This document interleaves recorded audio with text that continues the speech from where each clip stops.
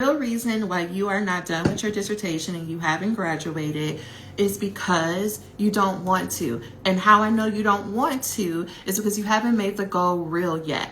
Let me break this down. Now, I'm coming to you looking like this because I just got done with a whole day. And today is my doctorversary. On April 11, 2017, I defended my dissertation. And 8 years later, here's what I wish I would have told myself. I could have been done earlier, a year earlier, but I didn't think it was real. And you might be sitting here watching this, listen to this, and if you are, tell me hi. Whether you're watching a recording or you're here live, tell me hi. You don't really want it. You don't want to become a doctor more than you want it to be perfect or like to be comfortable. Like if I go back to me in 2015, 2016, the stories that I was telling myself are likely the stories you are now telling yourself. If you really want something, you would make a plan for it. I'm not talking about the plan that you keep doing in your little notebooks. I'm saying if you really want to be doctor, go schedule your defense. If you really want to be doctor, go talk to your chair and say, come hell or high water, I'm going to be done by this date. Make it real. The best thing that my chair ever done for me was to give me a real deadline.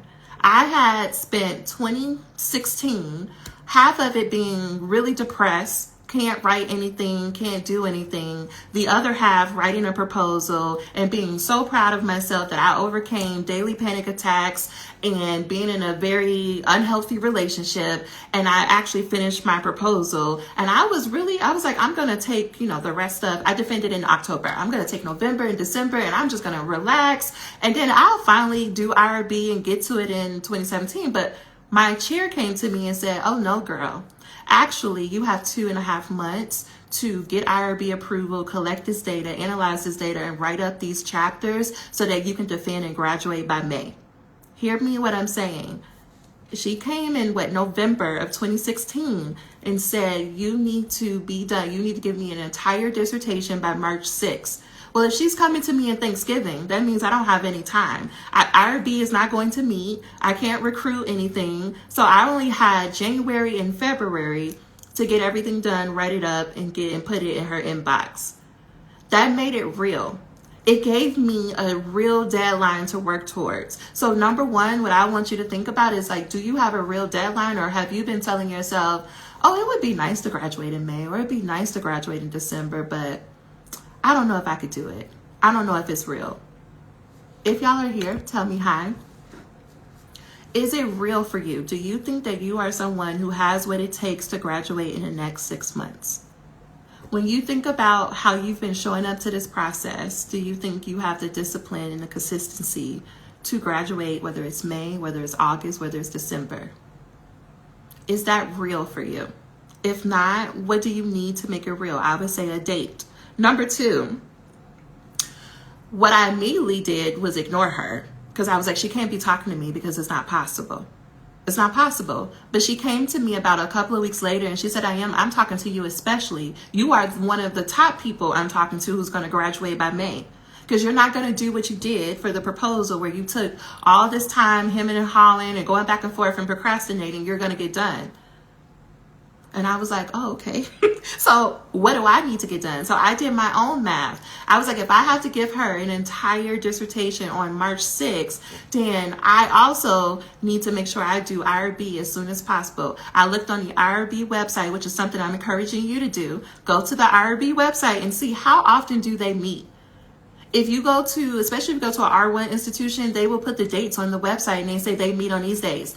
Mine said they meet January 2nd, I want to say.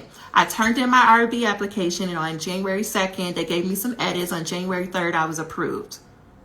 So I did my research. Number three, I was like, I still don't think it's possible to finish this dissertation in 2 months, but I'm going to prove my chair wrong. I'm going to show up and I'm going to follow her little timeline to prove her wrong. But what that did for me was not take it so seriously. So I wasn't so caught up in that every draft had to be perfect. I was like, I'm just going to show up and treat it like any other assignment that I have for class, and I'm going to give it to her. The worst that she could do is tell me that I have too much work to do on my document and that I'm not going to be able to graduate by May, which would have been fine for me because I didn't think it was possible. But it was something about having a deadline and by going through the motions that forced me to build momentum. It forced me to turn in drafts. It forced her to give me feedback on those drafts. And then that gave me the groundwork, like a playbook, if you will, to say, focus on these things that she gave you feedback on and just turn it in, because I'm just trying to prove her wrong.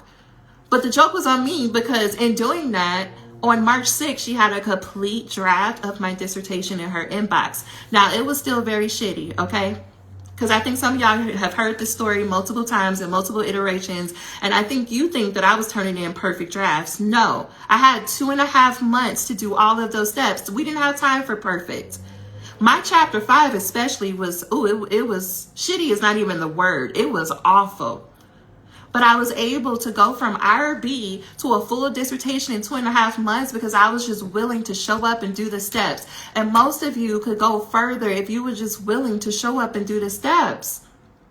But you think everything is riding on this dissertation. You think that if it's not perfect, or if you're not proving that you know everything about the literature, or if your chair has feedback, then that means you don't deserve it. When the very process is designed for you to be a student. This process is designed for you to make the mistakes, to turn in shitty drafts, because your chair is going to guide you on what is needed in order to get to the defense. But because you keep hoarding your writing, because you keep showing it to everybody else and you're not giving it to your chair, they can't do their job, so you're not moving forward.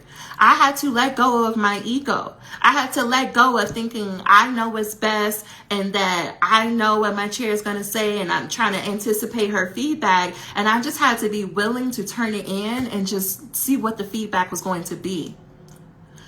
Most of you are avoiding your chairs, and that's really the big reason why you're not done. You don't want, let me say it this way. You're so busy trying to avoid looking like you don't know what you're doing that you're costing yourself more money and more time, and it's taking you longer to get to graduation. You're not supposed to know what you're doing because you are a student. I had to let go, like that ego part, because that's what it is. You have to let it go. Mine was just like, I'm gonna prove her wrong, but yours could just be like, I'm gonna let my chair do their job so I can move on. But if you would much rather try to save face or try to appear as if you're the perfect doc student, well, you're going to be a doc student forever. You're never going to get to graduation because you don't know what you're doing. How can you be perfect at something you've never done before? How can you be completely proficient at something that you have never done before? Okay, that's number 2.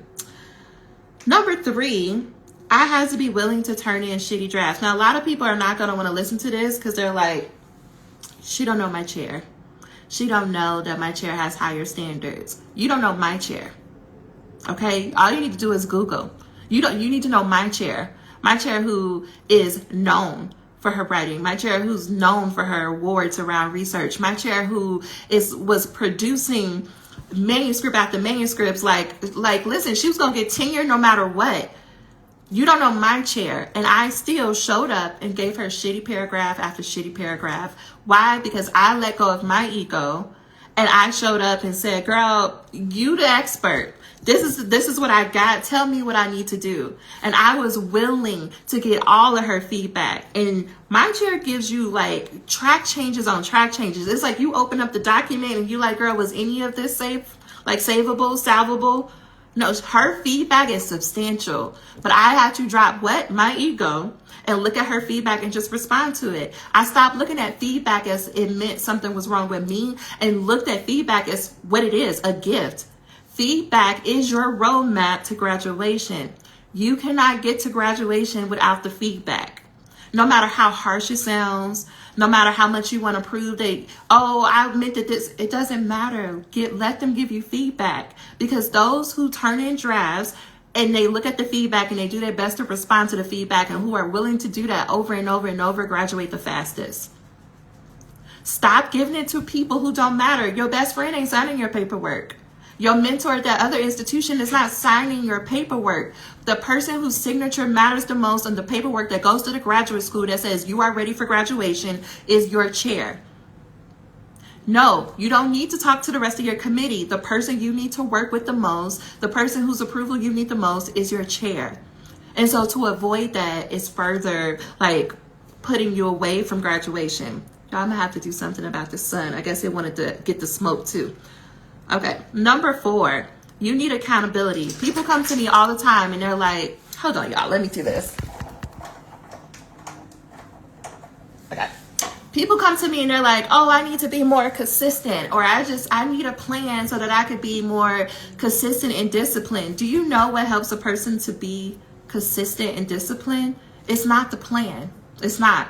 It's the accountability. Accountability means that you have a witness. You have someone there who you go to and you said, I was going to do this.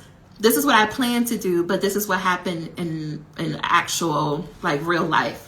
So, for instance, I plan to write, let's say you plan to write a 2 pages this week, but then now it's Friday and you've only had a paragraph. Well, you would go to that person and you would say, well, I plan to write 2 pages, but I only did 1 paragraph, and this is why.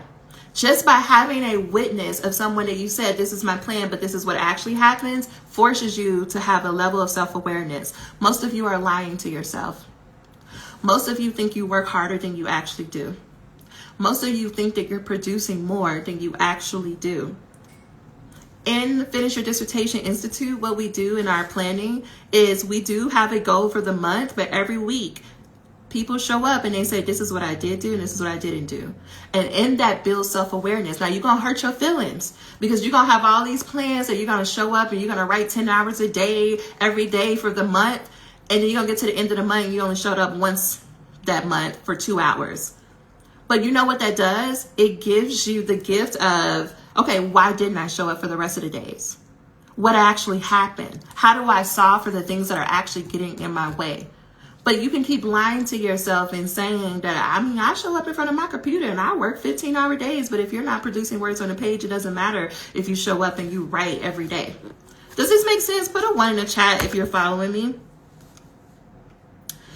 Number 5, there were days I wanted to quit. There were days where I was like, she has lost her mind if she thinks I'm about to do this in 2.5 months. There are days where I was like, I don't care to prove her wrong. This is not going to happen. And it's me being in community with other doc students, especially other Black women who said, we're doing this together. Come over here. We're writing at this Starbucks. Come over to this person's house. We're right over there. And I'm not necessarily a big group. I'm a huge introvert. Something you need to know about me is I like being in my house.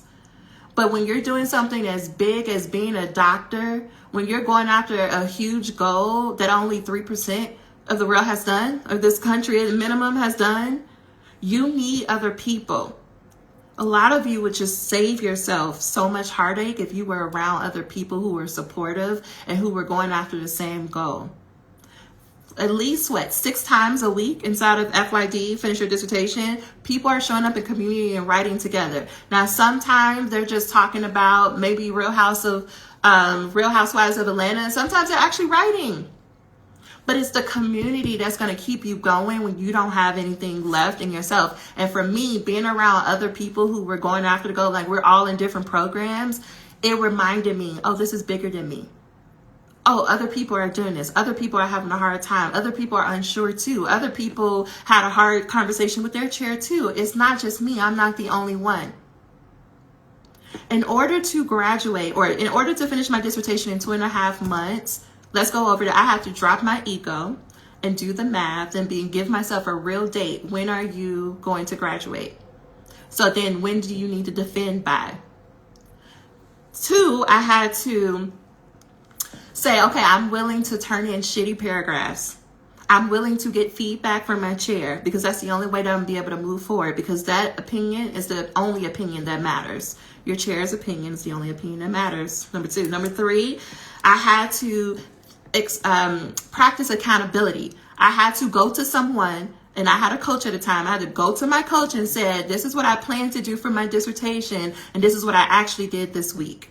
I had to be honest with myself about what I was actually showing up and doing and what I wasn't doing. And number 4, I need to be around other people. I needed to have community of other people who were doing this. So I was joining writing groups. I was being with other Black women because that's what kept me moving forward. Do you know that even going to my defense on April 11, I still was not convinced that I was going to be doctor? I still wasn't 100% confident that it was going to happen, but I still did it, but I still showed up. I still was willing to go through the motions. Okay, why did you have a coach? Couldn't your chair serve as accountability for you? That's not her job. And maybe I need to do a different live on this. It wasn't my chair's job to show up for me and serve as accountability. Your chair's job is not to keep you accountable. Your chair's job is to look at your document and tell you if you are meeting the mark of research design or not. If you have a strong research design, if you are following the rules of research, that's it. They're not there to read your papers. They're not there to give you feedback. That if they're doing that, they're doing it out of the kindness of their heart. Your chair is not there to be your cheerleader. If they're doing that, they're doing it out of the kindness of their heart. Your chair is not there to sit there while you're sitting there writing and body double with you. It's not their job. Their job is to look at the document you provide to them and tell you where you're meeting the mark and where you're not. Some of you are not going to like this because your program sold you a lie. Your program and marketing and trying to get you to recruit you told you, yeah, we're going to have people there and give you feedback and edit your documents. They lied to you. Welcome to capitalism. They wanted your money. That's not your chair's job. So I had a coach. One, she was my business coach because I was building what is now called Scholars. But the coaches I choose are more life coaches because I need you to work with me with the goal that I have right now and everything else. So she also became kind of like my dissertation coach. I didn't know dissertation coaching was a thing at that point until I started doing some more research. If I knew that dissertation coaching existed, I would have had one, but I didn't know. A coach's job, no matter what, because there's so many coaches in different areas of life, but a coach's job is to hold you accountable. When you are with a coach, they're going to ask you, what is your goal? And then their job every week or however often y'all meet is to help you create systems in your life so that you can get to that goal and to help hold you accountable towards that goal. That's why I had a coach, because I knew my chair wasn't, listen, friend be on mountains. Okay, she be doing these like 50-mile races. She ain't had no time for me. And I love her down. Okay, I don't want y'all to get it twisted. I love my chair. But I also knew her job was not to hold my hand. And she would cook me a meal, but she's not about to hold my hand. She told me to go get to work. Even though she gave me a deadline of 2.5 months to write a whole dissertation, to do the data collection and write it, her job was not to hold my hand. Your chair's job is not to hold your hand. So a lot of you over here complaining and pouting and being entitled because you are confused about what this process is. And instead of complaining and being entitled, you could use that energy to put words on a page and turn it in and get feedback. You could be finished. Some of you could graduate in May if you would stop being a victim.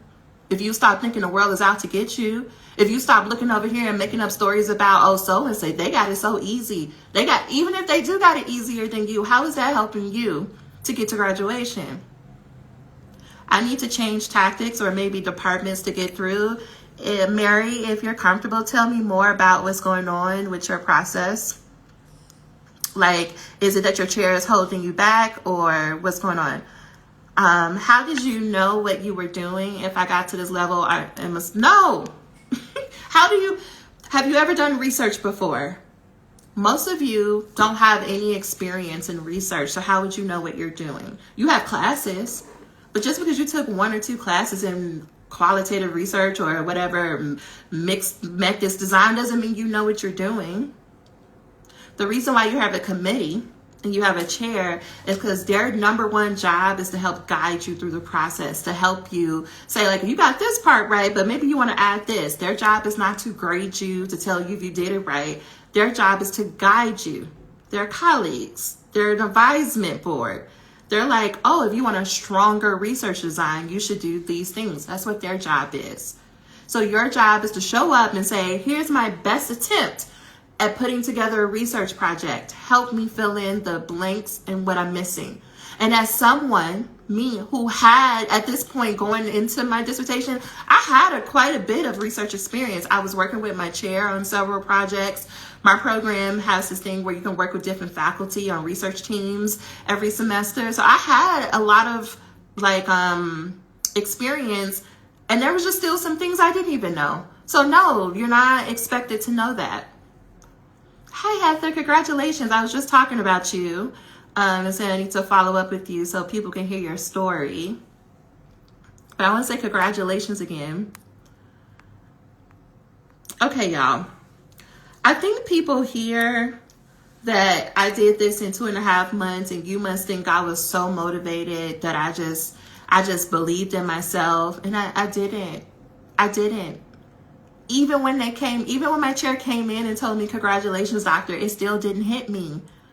But I had to let go of that. I had to let go of thinking I needed to feel confident or I need to feel motivated for me to get to graduation, because that's a lie. You don't have to feel motivated to put words on a page. You don't have to feel good or feel like it to turn in a draft that you don't think is ready to your chair. You could just turn it in. You can experience the emotions, the doubt, the uncertainty, the imposter syndrome, and you can still go through the steps. You don't feel like going to work every day, but yet, where are you? You at work. I want you to apply that same attitude to your work, to your dissertation. Y'all, because you got other things to do. A doctoral degree is not going to be the #1 goal that you accomplish in your life. You got a whole life to live. You mean to tell me that a piece of paper, a degree, is going to be the height of it? It's the climax of your life? You got other things to do, but the issue is you haven't thought beyond this degree because you don't believe that you are someone capable of doing it. And that blows my mind, because everybody right here can name at least one person from their institution, from their program, who graduated, and you like, I know they're not smarter than me. I know they don't even know what they're doing, yet they're walking around with doctor and you're still stuck in the same place you were last year, 2 years ago. Because this game isn't about, do I know all the things or who works the hardest? It is about who is willing to go through the steps, who is willing to put some words on a page, whether they feel good about those words or not, turn it into their chair and get the extensive feedback, address the feedback, and repeat that process as many times as it takes to get to a final defense. Drop your ego, drop your pride, and realize that what you signed up for was to go through the motions of a process that's been clearly laid out for you. Put words on a page, turn it into your chair, and move on. Now, why wouldn't you do that? Your department is falling apart. Who do we need to talk to, Mary? Okay, because somebody knows what's going on. There's some program director. If there's not a program director, now tell me if you are in a for-profit or a non-profit institution, because that does make a difference. If it's a for-profit institution, there's still somebody there's a CEO. Now, they might not be called the CEO. They might be called the president. Same thing, just different words. There's somebody, though, who knows what's going on. There's somebody who can email. They got emails on the website. And if you got to email everybody who is listed on the website, oh, well, but somebody can tell you what to do. Somebody can tell you what the next steps are. Somebody can say, no, I didn't pay my money. You're going to tell me something. If it's a nonprofit institution, there's a dean. There's a dean of the college. There's a dean of the program. There's a dean of students. Somebody going to tell you something. Somebody gonna say something. Somebody got answers. So I'm creating opportunities for myself in my field and taking classes in another department with the intention to shift. Okay, but before you do that, you want to make sure, I know you're trying to tell me because we're on Instagram and there's only so much you could type so quickly. But before you take classes, because what I would hate, Mary, because I've been doing this for 8 years and I've seen some things. I would hate for you to be taking these classes in this other field or place, and then they don't count or they count against you in some way.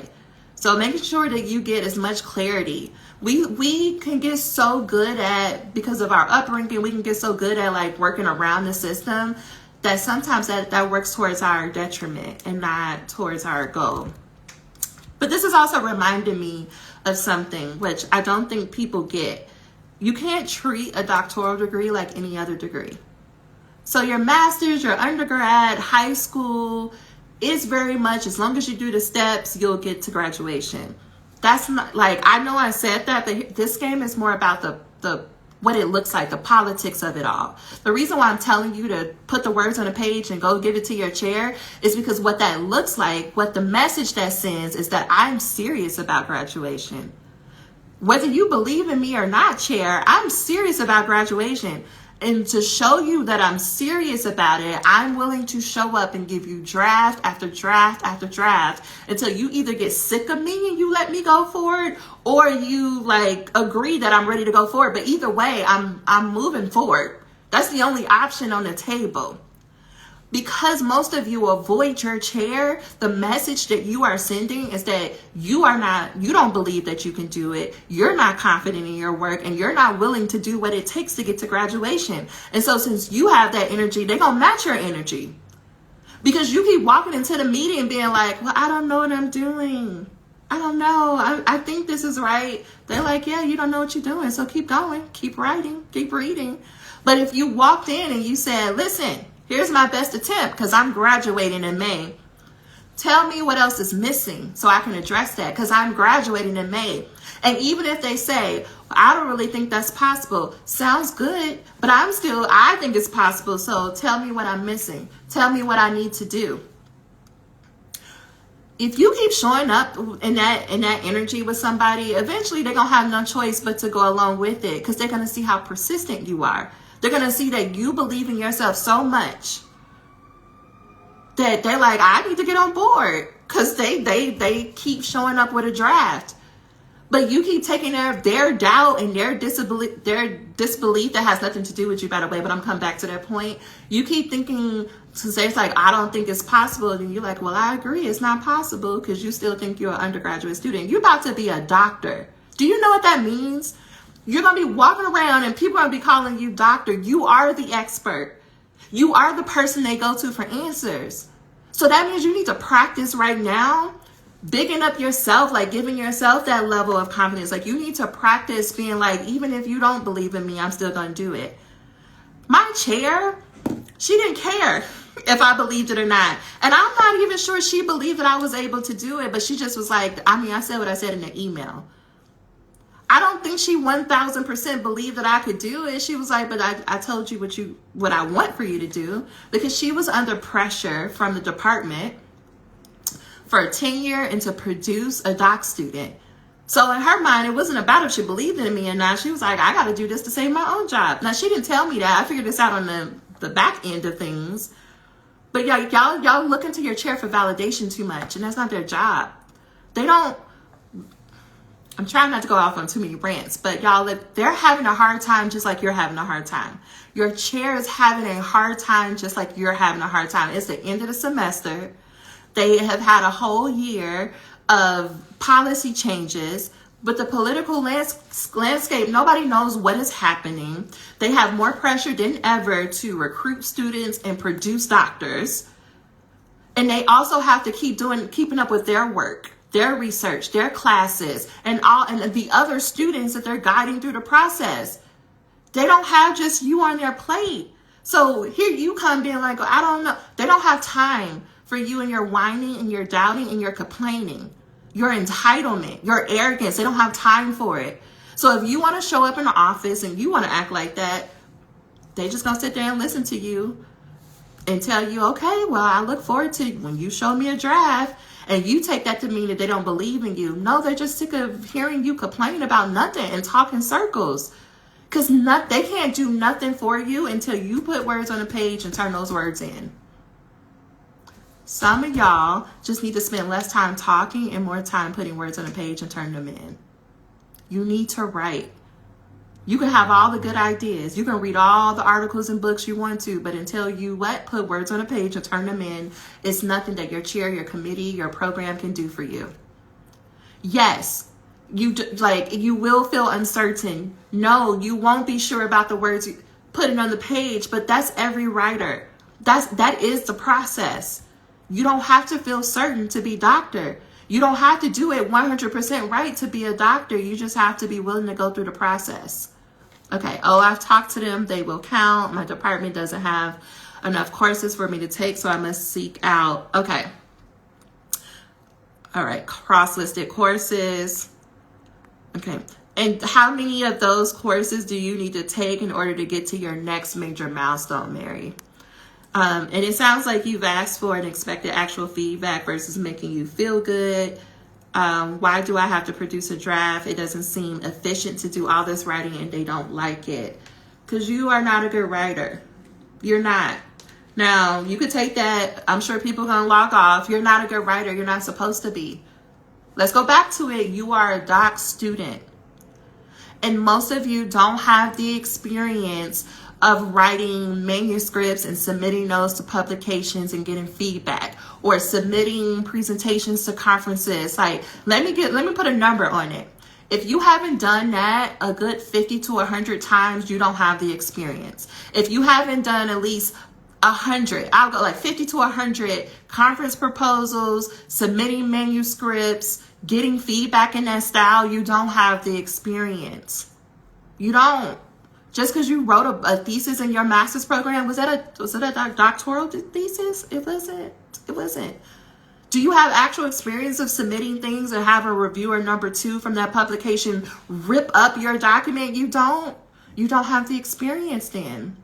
So the dissertation process is to prepare you for that. The dissertation process is to prepare you for, you're going to write a draft that you feel so good about. You like, it's going to be great, and having somebody tear it completely apart because your argument wasn't complete, because you didn't back it up with the appropriate citations, and because you can't verbally defend it.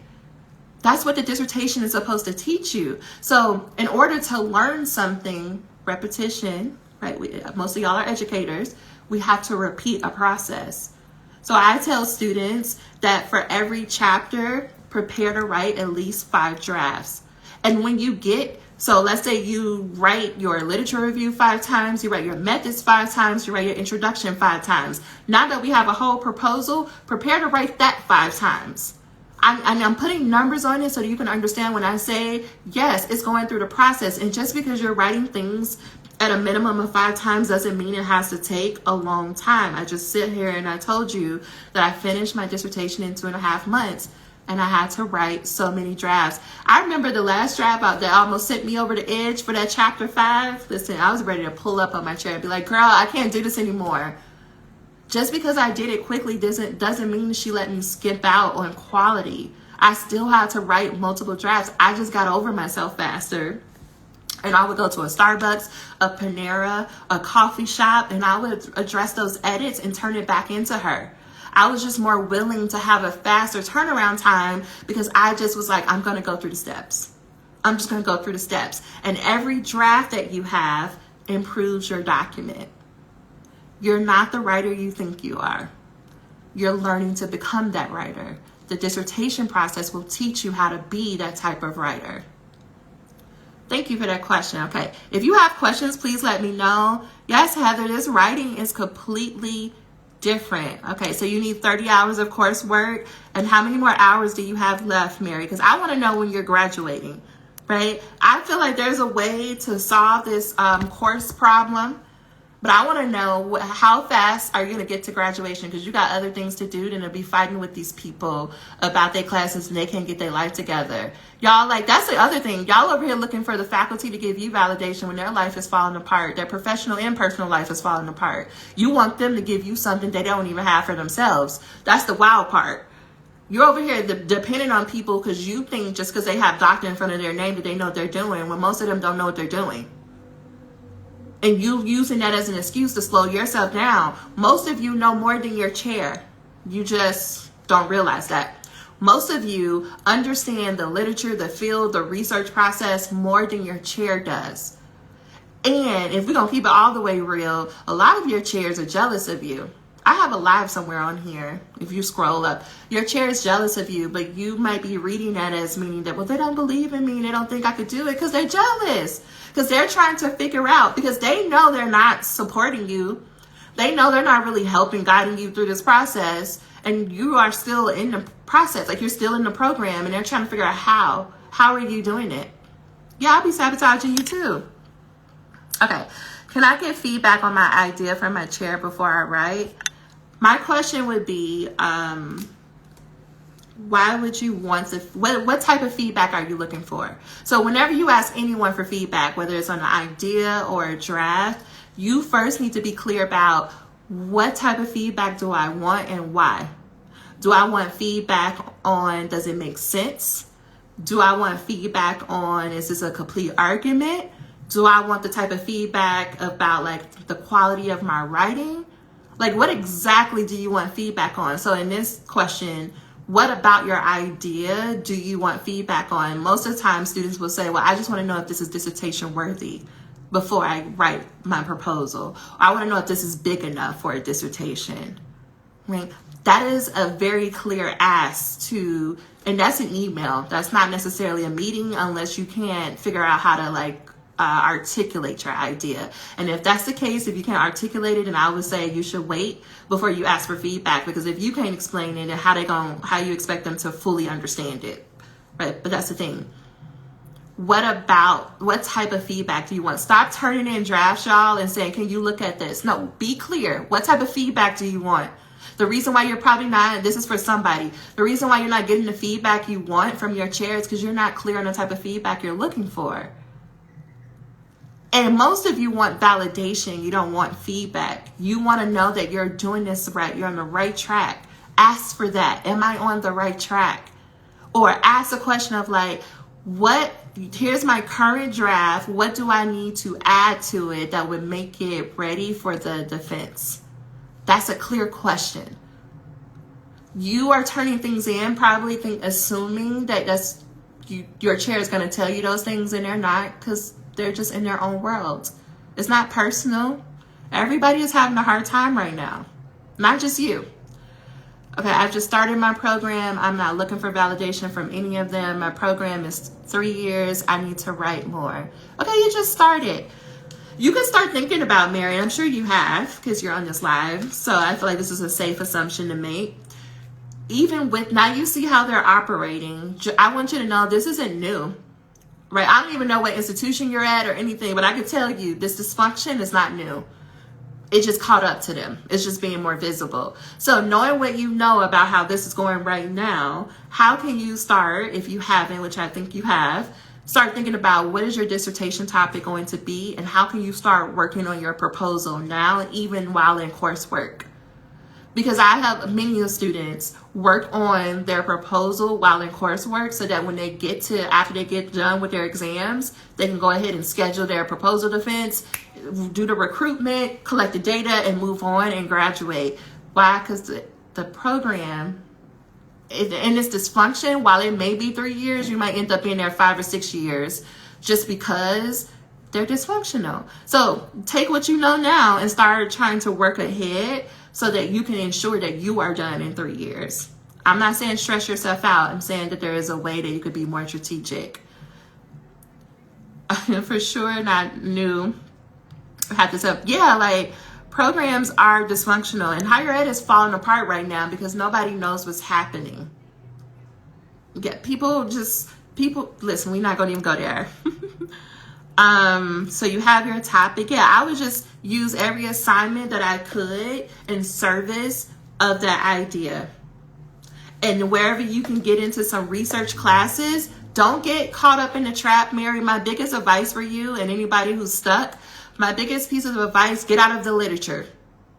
Because you're going to read the literature because you're naturally interested in your topic. Where people don't put as much time and effort is learning research and research design. They spend all their time making sure they understand the literature when nobody cares about the literature. Most researchers, like in practice, like if you could watch how your faculty work, they don't even go to the literature first, especially if they're qualitative. They don't go to the literature first. They say, I think I want to do this topic. Let me go fill out this IRB. And then they get IRB approval. They might skim the literature just so they can be like, here's my little paragraph IRB. And they get IRB approval. They collect the data. And it's only after collecting and analyzing the data that they say, let me go write the literature review. So, but you, student, you spend all your time in the literature review and reading the articles, and you don't put the time into understanding how do I design or craft a research project. And that is why your chair won't let you move forward, because you don't understand research. You don't understand why you want to do a focus group over an interview. You over here trying to find the sexy method of like whatever the new thing is, but you don't know why you're doing it. And it's because you just haven't read enough or like engaged enough with the research process that you don't know why you're doing what you're doing. I've seen so many people get to their proposal defense and not like pass it because they don't understand research.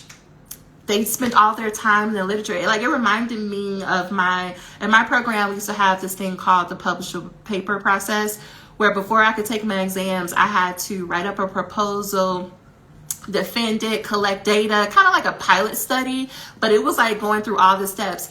And I used up all of my time in the summer writing my literature review. And when I got into my defense, I failed it. Completely just failed it, crying and everything, just embarrassed and failed it.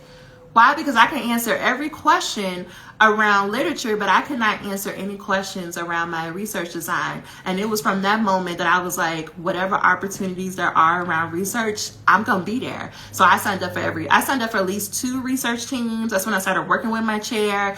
And I started taking all the qualitative research classes I could get my hands on, because I said there will never be another defense where they're gonna say I failed. And that is when I learned the lesson. Nobody cares about the literature but you. So sure, keep reading those 200 articles, but if you can't understand why you're making the decisions you're making, nobody cares. When you go to your proposal defense, they're going to ask you about your research design, your methods, your participants, how you're going to get data, what you're going to do when you get that data, why you're choosing it to do it that way. They're not going to ask you about the literature. When you get to your final defense, they're going to want to know, what are the findings? Why are those the findings? What are we supposed to do with those findings? They're not going to ask you about the literature. But you keep reading the literature, you know? Because I'm doctor, and I want you to be doctor. Today marks my 8th year anniversary. I'm doctor. I want you to be doctor. Yeah, nobody tells you this. They keep telling you to read. Just read. Those are lies just to keep you busy. Because they want you to have the momentum so you can put words on a page so they can guide you through the process. But if you never show up to them to give them words, they can't guide you. And so you're over here complaining that your chair is not doing their job or it's not a good chair when you're not being a good student because you won't turn in a draft. They can't do their job because you're not doing your job. All right. Any questions, y'all? Hey, Raylyn. Any questions? I'm trying to think. Let me look at my notes too. Hi, Chris. Chris, I know you left me a update, so I need to check your update because I want to know how things are going. I want to go back to this thing because I feel like this point, I want to make sure y'all get me. Your chair, it is not their job to give you validation. It is not your chair's job to even tell you what to do in this process. There are 4 major things that you need to work on as a doc student. Number 1, project management. Because you got so many competing priorities or so many things that you need to do by the time you finish a degree. So like, I put that under like project management. So, or like you would say time management or organization. So that's number 1. Number 2 is research design. Number 3 is writing. So how do you read? How do you write? How do you edit? And number 4 is owning the identity of a doctor, being able to walk into a room and have the confidence of, I can take in information and I'm willing to give you my answers and stand 10 toes down on that. So those 4 areas. How many of these 4 areas is your program or your chair responsible for? So let me name it: project management, research design, writing, or embodiment is how I think about identity embodiment. Your chair is only responsible for the research design portion. They're not there to help you write. They're not there to teach you how to write. They're not there to edit for you. They don't even have to give you feedback. And in terms of the research design, they're not there to teach you the research design. They're only there to tell you if you're doing it right, because you have classes. The reason why you take 2 years of courses is to give you the base knowledge you need to write a dissertation, to finish the dissertation process. It's not their job to teach you something that your classes should have taught you. Now, I get it. Not every class is created equal. Not every, institution has all the things or whatnot. Hey, like that's a reality. But your chair is not there to teach you. They're only there to say if you're doing it right or not. Most of you think your chair is not doing their job when they are doing their job. It's not their job to give you feedback.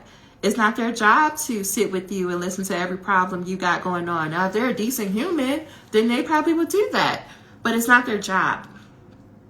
Why is identity embodiment important? It's just a degree. I'm the same person. Because you wanted to be called doctor. This is not just another degree. You want to be called doctor. And if you can't walk into a room and have the confidence of a doctor, and let me explain what I mean by the confidence of a doctor. So when I walk into a room, I'm not walking in being like, I know everything there is to know. My degree is in student affairs. I'm not saying I know everything there is to know about student affairs. No, I'm saying I'm confident in my ability. And confidence means I trust myself to go into a conversation, hear what's going on, or be able to read an article and form an opinion about the argument or form an opinion about the conversation and be able to articulate that opinion based on what I heard and what I know about the field or about literature. And I'm open to going back and forth with someone, but I trust myself to be able to understand what's happening. When you are a doctor, people look to you as the expert. Like, you are the one writing the textbook. You are the one telling everyone else how to do this in whatever your area of study is. So you have to have, on some level, you have to have a trust in yourself that when you write up a manuscript, that is a solid manuscript. That when you go to present something at a conference, that you believe what you're saying. Let me say it a different way. Focusing on your identity means I have the confidence that I'm writing this literature review, and while I may not be sure I'm 100% doing it right, I think I'm 60, 70% of the way there. To quantify it for you, that's what I mean. And if you're not working on that, because that's a muscle, it's a skill set that you practice, you can get to graduation and still feel like you don't deserve to be doctor. This is where we see people going back to school and going to their second doctoral program or going to get other certifications that they don't need because they thought that getting to graduation, they would finally feel confident. And I want to tell you, even though you're probably not going to believe me, there are many people who get to their defense, who get to graduation, and they still don't feel like they deserve it. They still feel like their chair took pity on them and gave them the degree. They still feel like they didn't do enough to get the degree. How many goals have you set thinking that, oh, if I do this, I'm gonna feel so confident, only to get to the end of that goal and still feel like, well, I don't feel the way I thought I was, so maybe I didn't set the goal high enough. Maybe it wasn't big enough. And so then you off to the next thing. And you can keep doing that over and over. You're going to exhaust yourself and be burnt out completely and not being able to work on anything, all because you don't want to do the work of building up the muscle of trusting yourself, of believing in yourself, giving your own self the validation. You can keep trying to do this process and thinking that doesn't matter, but that means you're probably going to stand in place. Okay, owning that identity is a big chunk for me. But here's the thing. How many people did you go to high school with, Raylan? How many people that you've gone to high school with are doctors or even in a doctoral program?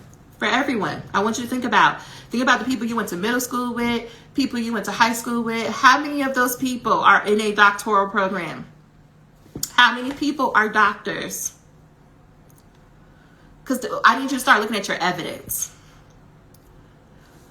For everybody on here who's watching the recording, have you been kicked out of your program? Have you received a formal letter from the graduate school that said, hey, thank you, but you're no longer in this program? That's another piece of evidence.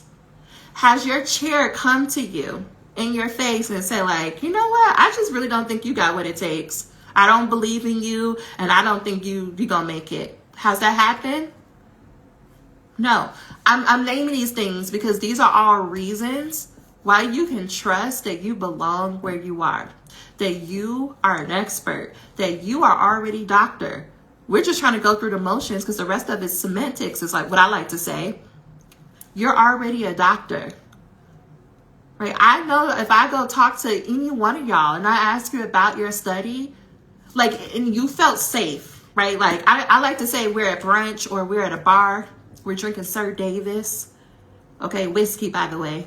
And if I was to ask you to talk to me about your research, you could talk to me for 3 hours straight without taking a breath, without needing a sip of water. You could tell me anything. If there was no pressure on it, that's how we know you are an expert. You need to see it though. You need to recognize that that is proof that you know what you're doing. The fact that you are still here, you are still in the game, is proof that you know what you're doing. Because if you were so awful and so bad, somebody would have removed you from the program. Somebody would have straight up told you in your face, we don't believe that you got what it takes. And nobody has done that. Now, we might rehearse these scenarios and we might say, we might be looking like, well, I got that citation wrong and I got this over here. We may be making up reasons to tell ourselves. I'm just simply asking you how you build up the identity piece is to focus more on the things that you are doing right. Now, on the surface, this sounds very simple, but go with me. When you focus on, I'm still here. Ain't nobody told me to leave. I must be doing something right. I passed all my classes. I passed my exam. I'm a candidate. I must be doing something right. Maybe they're not showing pity on me. Maybe I actually know what I'm doing. Oh, you went to your first conference and they actually accepted your proposal you're presenting. Maybe I'm doing something right. Oh, I wrote this literature review and my chair approved it. I must be doing something right. Oh, I got a defense scheduled. I must be doing something right. People actually raised their hand and said they wanted to be my participant. I must be doing something right. The identity embodiment part comes from learning to train your brain to focus on what is my evidence that says that I must be doing this right, instead of looking for the evidence to prove that you don't know what you're doing and you don't belong and that somebody made a mistake and that somebody's going to kick you out at any minute. As a person who actually did get a letter from the graduate school that said, girl, you owe academic probation. I was still like, but I could get a 4.0. I could. And I did the next semester and got off of that. But at no point did anyone kick me out the program. Nobody has kicked you out the program. You're still in it. And even if they did, because I'm thinking about Dr. Winston, who led our call last night, she actually did get a letter from the graduate school that said she was kicked out of her program. And you know what we did? We just signed up for another one. Because when you decide that you're going to be a doctor, it doesn't matter what anybody has to say. It doesn't matter if other people don't believe in you. When you believe in you, when you see yourself as a doctor, when you see yourself at the finish line, it doesn't matter what other people say, you're going to do it. Y'all, I'm going to give you a different example. I started working on Qual Scholars while I was doing this 2.5-month dissertation. I know, go with me, because why not? I started working on this business as a doc student, being like, higher ed gets on my nerves. I'm done. I'm over it. Right? Do you know how many people from my program, from my friend group was like, that's so silly. You and your little business idea. What you gonna do with that? You need to just worry about getting a real job. I'm gonna be a faculty at this R1 institution. People were talking mad shit. Now we fast forward 8 years. I have over 100 doctors who I've helped. I have thousands of students who I've worked with. And now they're asking me what to do. Now I ask, but do you notice I didn't need their validation to keep going? I saw a vision. I knew that one day I was going to get here and I was going to have so many people that I helped, so many people who wouldn't have to go through the struggles I went through to get to the end, to be doctor. I saw it very clearly, and I didn't care that other people didn't see it in the moment. I didn't care. Like when I left higher ed, I was at a postdoc. I was at a postdoc at a school that most people would love to work at. And I was like, it's been fun, but I'm going to go back home to Chicago. And they're like, what are you going to do for money? And I'm like, I have my business. They were like, dissertation coaching pays that well? I'm like, I help a lot of students. Oh, then they had to like, okay, well, we'll see you back here in a year. We'll see you back, because that's not going to work out. And 4 years later, I'm still in business, only in business, supporting myself, supporting other family members. People don't have to, my point in this is not, sure, brag on myself and toot my own horn, but that's not my point. Is saying you don't need other people to believe in you for you to get your goal. You don't need your chair to believe in you for you to get to graduation. They don't have to believe in you to sign the paperwork. Your committee doesn't have to agree with you to sign the paperwork. The people in your program don't have to see the way that you're doing research is rigorous enough or academic enough for it to be rigorous and for it to be academic and for you to be a doctor. People don't have to believe in you. In fact, it's one of the price that you must pay whenever you're going to do some big shit like become a doctor.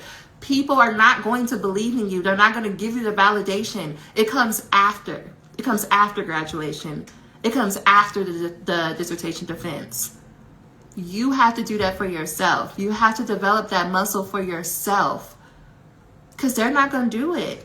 And if you keep waiting on them, you're going to be waiting in place. And I'm not sitting here and being like, yes, all 4 years of my program, I was so confident. No, there's a whole solid year. How I got these locks, I used to have a big like fro that I just loved out to here. And I got so frustrated with my program and people not believing in me. I cut off all my hair. Okay, you want to talk about dramatic? I am dramatic. I'm a Sagittarius. Okay, dramatic. I cut off all my hair. Listen, that fade was cute for a while, but I cut off all my hair. And then I started growing it back because I was like, that was probably an overreaction, you know. And then I put some 2-strand twists in my hair and I never took them out. But my point is, I've had my moments too where I was like, people don't believe in me and I don't have what it takes. But when you get left, like I had to hit a rock bottom. Okay. At the end of my 2nd year, going into my 3rd year, I didn't feel like I didn't have my family. I went no contact with my whole family, including my mama and my daddy. I went no contact. No contact means I'm not talking to nobody. I'm not going nowhere. I wasn't talking to anybody, any faculty. I felt like nobody understood me. They didn't get me. And it was only me left alone with my doubts, my insecurities, and all my demons. And I had to make the decision that even in this rock bottom place, I'm still going to get what I came for, which is a degree. I'm still going to end this process being a doctor. Whether people support me or not, I'm going to figure it out. Because it's not the first time I've been here, and it's not going to be the last time I'm going to be here. I got me. Some of you have to realize that a lot of times in life, all you're going to have is yourself. It doesn't mean that you're not going to have people who come along on a journey, but this is why it's so important to have a solid relationship with yourself, to build that muscle of trusting that no matter what happens, you can trust yourself to do what it takes to get to the end. Okay, in my mind, I've been like I'm finishing and graduating in December 2025. Exactly, Chris. And your chair don't have to believe it. You've been on fire, girl. I'm going to be on fire. I'm going to keep being on fire because I told you I'm graduating or I'm graduating. I just want y'all to have that. And so that's what I came on here to say. I wanted to celebrate that it's been 8 years since I've been a doctor. I wanted to tell you that you have to believe in yourself and that if you are willing to go through the steps, put words on a page, turn in those words, no matter if your chair believes it or not, if you just keep going through the process, eventually they have to give you what you came for.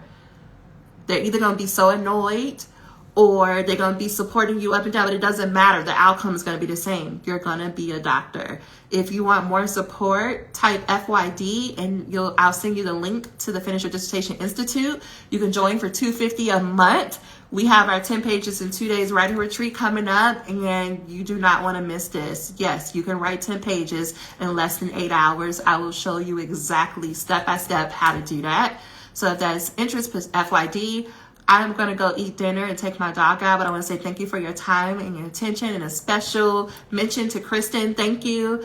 And I will talk to y'all later. Bye, y'all.